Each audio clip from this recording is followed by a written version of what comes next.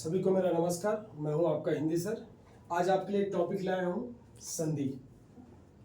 आइए आज हम सीखेंगे संधि। दो या दो से अधिक वर्णों के आपस में मिलने से जो विकार परिवर्तन उत्पन्न होते हैं हम संधि कहते हैं। देखिए यहाँ पर सबसे पहले हम लोगों ने क्या पढ़ा, दो या दो से अधिक वर्णों के आपस में मिलने से, ये जो वर्ण है ये आपस में मिलने के बाद जो विकार, मतलब विकार का मतलब होता है परिवर्तन, इंग्लिश में चेंजेस बोलते हैं, जो विकार उत्पन्न होते हैं वैसे शब्दों को हम लोग क्या कहते हैं, संधि कहते हैं। तो देखिए अब यहाँ वर्ण लिखा है तो अपन को समझे, वर्ण का मतलब होता है वर्णमाला। तो सबसे पहले हम लोग समझेंगे कि वर्णमाला में कितने होते हैं और क्या क्या होते हैं। तो सबसे पहले देखेंगे वर्णमाला में, यहाँ पर देखो आ ई उ रू ए ओ अम आहा, यहाँ शब्द है। तो ये आ से लेकर जो औ तक है ये पूरे, इसको हम लोग क्या बोलेंगे, स्वर बोलेंगे। क्या बोलेंगे, स्वर। ये पूरे स्वर कितने होते हैं, 11 होते हैं। आप चाहे तो काउंट कर सकते हो, 1 2 3 4 5 6 7 8 9 10 11। तो ये स्वर हमारे पूरे कितने हैं, 11 है। और ये जो दो है इसको हम लोग बोलेंगे अयोग वाह। क्या बोलेंगे, अयोग वाह।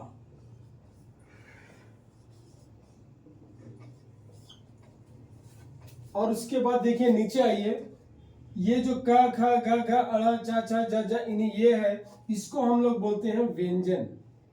हम लोग इसको हिंदी में क्या बोलेंगे, व्यंजन।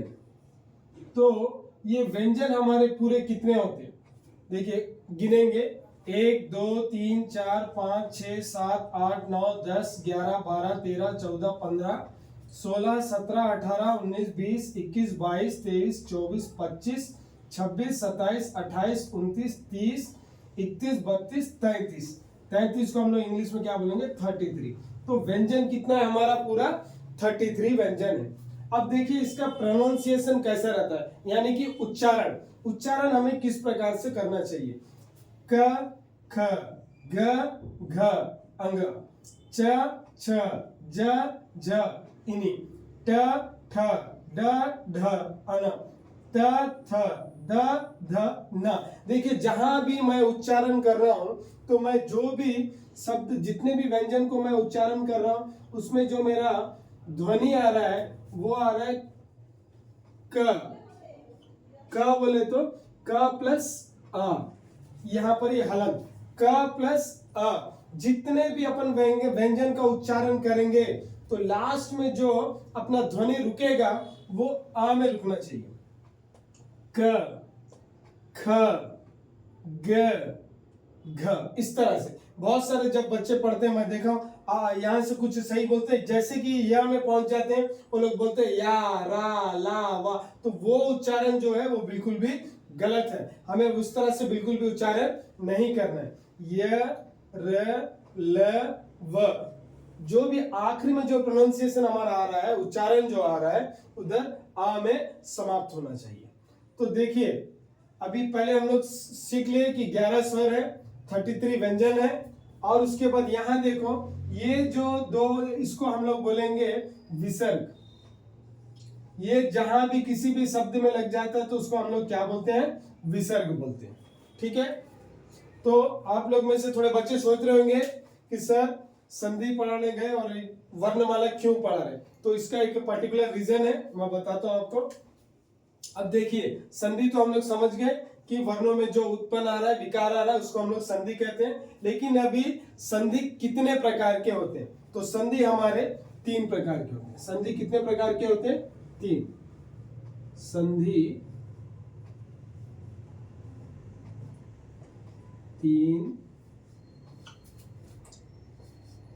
प्रकार के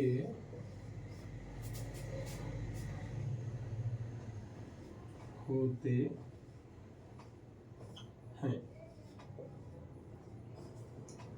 संधि पूरे 3 प्रकार होती है, उसमें से कौन कौन सा प्रकार है अभी देखेंगे। सबसे पहला जो है ये हमारा स्वर,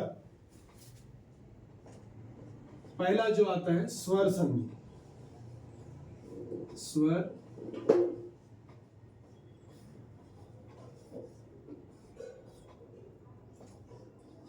दूसरा जो हमारा आएगा व्यंजन संधि। कौन सा? व्यंजन संधि।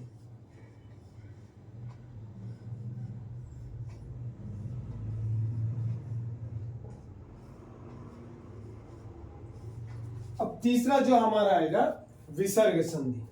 तो मेरा वर्णमाला लिखाने का कारण यह था कि वर्णमाला में ही हमारे को 3 संधि के प्रकार मिलेंगे विसर्ग, जिससे कि आपको आसानी से याद रहेगा कि संधि कितने प्रकार के होते हैं।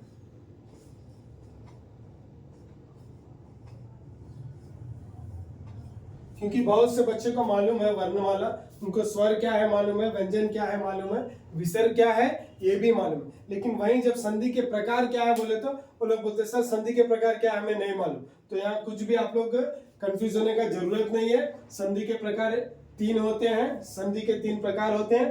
पहला है स्वर संधि, दूसरा है व्यंजन, तीसरा विसर्ग। बस यही 3 प्रकार के संधि है।